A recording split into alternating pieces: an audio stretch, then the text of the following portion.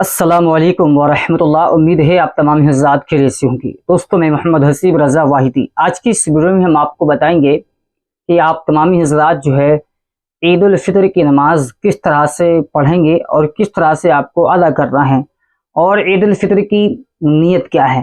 तो ये मुकम्मल तरीका हम आपको बताने वाले हैं, तो इसको आप तमाम हज़रात आखिर तक ज़रूर देखें और देखने के बाद वीडियो को दोस्त अहबाब तक शेयर ज़रूर कर दें। जी हाँ, मैं आज खड़े होकर के आपको पूरा तरीका बताऊंगा कि किस तरह से जो है आपको नमाज पढ़ना है। ठीक है, चलिए मैं शुरू करता हूँ। देखिए, जो ईद उल फितर की नीयत है मेरे भाई, नीयत चाहे वो ईद उल फितर नमाज की हो या ईद उल अजहा नमाज की हो या दीगर जो 5 वक्त की नमाजें होती हैं वो नमाज हो, ठीक है, तो उन तमाम नमाजों की नीयत का दारो मदार जो है मेरे भाई दिल के पुख्ता इरादे पर होता है। जी हाँ, आप अगर दिल में पुख्ता इरादा कर लेते हैं कि हम फला फला नमाज पढ़ने जा रहे हैं, बस आपकी नीयत हो जाएगी। कहने का मतलब यह है कि दिल का इरादा करना, दिल में इरादा होना ज़रूरी है। उसके बाद अगर आप मुंह से कहते हैं तो ये एक मुस्तहब अमल है, बेहतर अमल है, अच्छी बात है। लेकिन हाँ, ये मुंह से कहना कोई ज़रूरी नहीं है। यूँ समझिएगा कि अगर आप दिल में भी इरादा कर लेते हैं और मुंह से भी कह लेते हैं तो मेरे भाई सोने पे सुहागा हो जाएगा, जिसे कि अपनी मिसाल में ये बात कही जाती है। चलिए, अब मेरे भाई आप सबसे पहले जो है नहा धो करके पाक साफ हो करके मस्जिद की जानिब रवाना होंगे। मस्जिद की जानिब आप जाएंगे। वहाँ पर मेरे भाई आप जब जाएंगे तो मेरे भाई कुछ वक्त होता है, कुछ वक्त आपको बैठना पड़ता है, और बहुत सारे हजरात जो है थोड़ा लेट में देरी में पहुँचते हैं। तो मैं उन लोगों से कहना चाहूँगा मेरे भाई, ईद उल फितर की नमाज के लिए जल्द अज जल्द जो है तैयारियां करें, पाक साफ हों, कपड़े पहन करके जो है वो मस्जिद जो है पहुँच जाएं। ठीक है, और मेरे भाई मैं आपको बताऊं, ईद उल फितर के दिन बहुत सारी चीज़ें मुस्तहब हैं, बेहतर हैं, जो करना चाहिए। मैंने इसके बारे में एक वीडियो बना करके अपलोड कर दिया है, आप उसे देख लें, जो इसी चैनल के ऊपर पड़ी हुई है और आसानी के साथ आपको मिल जाएगी। उसको भी देख करके आप बहुत सारी चीज़ें सीख सकते हैं, जिसमें से एक चीज़ ये भी है कि ईद उल फितर की नमाज पढ़ने के लिए जो है मस्जिद जाना, जिस रास्ते से आप जाएं उस रास्ते से आप वापस ना आएँ, बल्कि दूसरे रास्ते से वापस आएँ। ये एक मुस्तहब अमल है और मुस्तहब तरीका है, ज़रूरी नहीं है। ठीक है, चलिए, ये मामला आपका नियत का क्लियर हो गया। अब आपको क्या करना है, इमाम साहब मस्जिद में बताते हैं आपको तरीका, लेकिन बहुत सारे हजरात जो है वो सीख नहीं पाते हैं, और बहुत सारे लोगों का जो उनके बताने का अंदाज होता है वो भी समझ में नहीं आता है। वो अपने हिसाब से सही बताते हैं, लेकिन क्या होता है कि हमारी और आपकी समझ में नहीं आता है। चलिए, आप ये वीडियो अगर देखना शुरू कर दिए हैं तो इंशाअल्लाह तबारक व तआला आज आपको पूरी जानकारी मिल जाएगी और पूरा तरीका आप अच्छी तरह से सीख लेंगे। अब तवज्जो के साथ ध्यान लगा करके इस वीडियो को देखिएगा और सुनिएगा। मेरे भाई, ईद उल फितर की नमाज 2 रकात होती है, ये वाजिब है। ठीक है, तो देखिए मैं आपको बताऊं मेरे भाई, जब आप मस्जिद पहुंचेंगे तो इमाम साहब जो है मुसल्ले पे खड़े हो जाएंगे। खड़े होने के बाद जो है इमाम साहब नियत करेंगे। ठीक है, तो नियत हमने आपको बता दिया किस तरह से करना, मैं आपको मुंह से भी करके बता देता हूँ कि मैंने 2 रकात नमाज ईद उल फितर वाजिब मा जायद 6 तकबीरों के वास्ते अल्लाह ताला की, पीछे इस इमाम के मुंह मेरा काबा शरीफ की तरफ अल्लाहु अकबर, इस तरह से इमाम साहब जो है नियत करेंगे। आपको भी इस तरह से नियत कर लेना है। ठीक है, और नियत करने के बाद आपको जो है आहिस्ता से सना पढ़ना है, औज़ बिल्लाह और बिस्मिल्लाह पढ़ करके। इमाम साहब भी जो है आहिस्ता से औज़ बिल्लाह बिस्मिल्लाह करके सना पढ़ेंगे। ठीक है, अब आपकी नियत हो गई, आपने सना भी पढ़ लिया, आप अपने हाथों को बांधे रखेंगे। ठीक है, अब इसके बाद मेरे भाई इमाम साहब जो है 3 तकबीरें कहेंगे।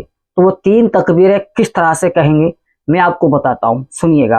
इमाम साहब पहली तकबीर कहेंगे अल्लाहु अकबर, हाथ छोड़ देंगे। ठीक है, आपको भी हाथ छोड़ देना है, कानों तक हाथ उठाना है। ये पहली तकबीर हुई आपकी। ठीक है, उसके बाद फिर जो है इमाम साहब कहेंगे अल्लाहु अकबर, हाथ छोड़ देना है। ठीक है, ये दूसरी तकबीर हो गई आपकी। ठीक है, अब तीसरी तकबीर आपकी होगी। ठीक है, अल्लाहु अकबर। अब तीसरी तकबीर में आपको अपने हाथों को बांध लेना है, इमाम साहब भी अपने हाथों को बांध लेंगे।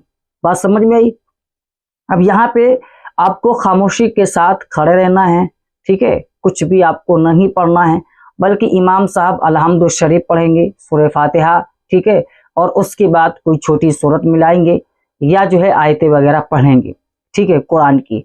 अब इतना पढ़ने के बाद इमाम साहब अल्लाह को ऊपर कहेंगे, अल्लाह को बोलने के बाद आपको रुकू में चले जाना है, ठीक है, रुकू में आप चले जाएंगे।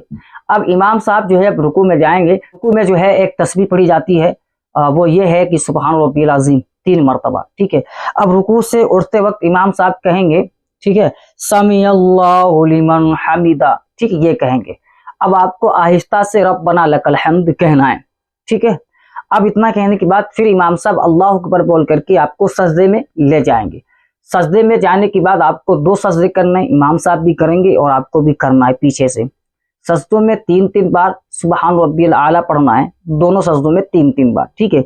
फिर जब जैसे ही आपके 2 सजदे मुकम्मल होंगे, फौरन जो है इमाम साहब अल्लाह अकबर बोल करके उठ जाएंगे। उठने के बाद जो है फिर अपने हाथों को आप बांध लेना है, इमाम साहब भी अपने हाथों को बांध लेंगे, ठीक है। ये इतना करने के बाद आपको जो है हाथ बांध करके खड़ा रहना है। ये आपकी दूसरी रकत है, ठीक है, तवज्जो के साथ सुनिएगा। तो अब जो है इमाम साहब फिर पढ़ेंगे सूरह फातिहा, ठीक है, और उसके बाद कोई सूरत वगैरह मिलाएंगे। सूरत जैसे ही खत्म हो जाएगी या जो आयतें पढ़ेंगे जैसे ही वो किरत खत्म हो जाएगी, ठीक है, खत्म होने के बाद इमाम साहब फिर 3 तकबीर कहेंगे, ठीक है।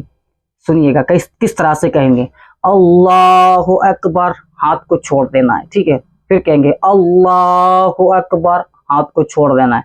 फिर कहेंगे अल्लाहु अकबर, हाथ को छोड़ देना है। और जब चौथी बार कहेंगे अल्लाहु अकबर, तब आपको रुकू में जाना है, ठीक है। रुकू में जाने के बाद जो है रुकू से आप उठेंगे, जो बताया था वही पढ़ना है, ठीक है।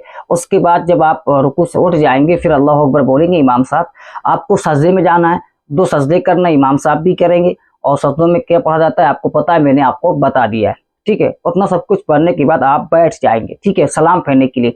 इमाम साहब भी बैठेंगे और आपको भी बैठ जाना है। बात समझ में आई? ठीक है। अब जो है आपको बैठ करके खामोश नहीं रहना है, ठीक है, बल्कि आपको अत्तकियात पढ़ना है, ठीक है। उसके बाद आप जो है दुरूद इब्राहिम पढ़ेंगे। दुरूद इब्राहिम के बाद जो है आप दुआ मासूरा पढ़ेंगे, ठीक है। इतना पढ़ने के बाद आपको खामोशी के साथ बैठे रहना है, ठीक है।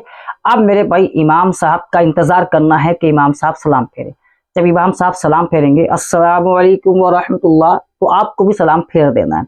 पहले जो है दाहिनी जानिब यानी सीधे की तरफ फेरेंगे, उसके बाद बाईं यानी उल्टे की जानिब जो है सलाम फेरेंगे।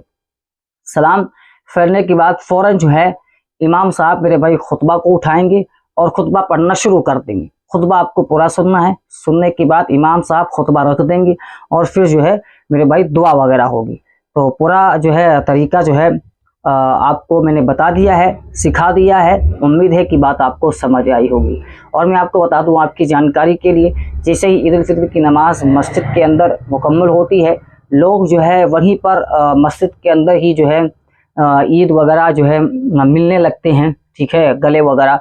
तो ये तरीका मस्जिद के अंदर बिल्कुल गलत है, सरासर शरान जो है इसको नहीं करना चाहिए। बल्कि जो है आप मस्जिद के बाहर आकर के जो है एक दूसरे को ईद मुबारक जो है बोलें, यानी ईद की मुबारकबाद पेश करें और गले वगैरह मिलें। ये तरीका है, ना कि मस्जिद के अंदर जा कर के जो है जैसे नमाज मुकम्मल हो फौरन जो है आप लोग नमाज से फारिग होने के बाद एक दूसरे को मुबारकबाद दे और गले मिले। ये तरीका जो है मेरे भाई गलत है, इससे जो है परहेज करें। आपके स्क्रीन पर ये बार कोड है मेरे भाई, आप इसको स्कैन करें, जो भी आपसे हो सके 10, 20, 50, 100, 200, 300 आपकी मर्जी। बताना मेरा काम है, करना ना करना आपके ऊपर डिपेंड करता है। उम्मीद है कि सारी बातें आपको समझ आ गई होंगी। अस्सलाम वालेकुम व रहमतुल्लाह। मुलाकात होगी अगली वीडियो में।